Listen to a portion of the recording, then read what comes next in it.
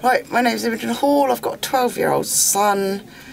Generally speaking, because I live at the top of the estate, it's not too bad an area. We do get problems with vandals and we do get problems with bored children, but I think that's a lot of it's lack of things to do rather than maliciousness in a lot of cases. My husband had his wing mirrors kicked off about half a dozen times in the last 18 months. The Residents Association worked really hard here to see that the kids have got stuff to do. My son's DJing tonight, but I think there needs to be more for different age groups. That's the problem. There's a lot of wildness, people letting children who really shouldn't be out on the streets at that time of night out and things like that. We had a curfew here last summer, and it's the most peaceful summer I've ever spent here. No one threw anything at my house. It was a good idea and it did seem to work. The police also say that it dropped the crime on the estate by about 60%, I think. Wow. Just kind of concentrating on your landlord then, and the association. Is there anything you think they do particularly well? Emergency out of hours service is quite good. If you've got an emergency that needs fixing, they will come and do it sort of then and there.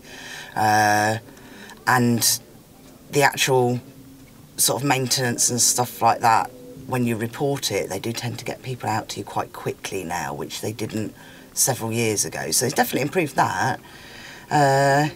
What type of thing do you think they could do better then? Well, my biggest beef is that they wouldn't put my husband on my tenancy agreement when I married. And I think that should almost be a sort of right, really. And that could probably be better. I know somebody else they won't put her husband on. So how much choice do you want over things that the landlord does that affect your home and your neighbourhood? It'd be nice to have some choices, but with an organisation that's running probably thousands of homes, it would be unreasonable to ask for a referendum over every small decision.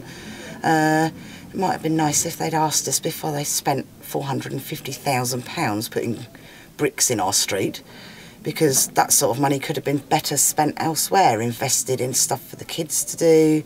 There's a space just round the back of the cabin here. It's derelict. There's nothing happening on it.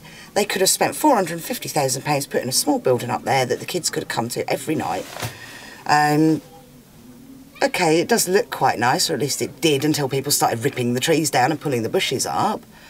But it seemed like a pointless expenditure of that sort of money.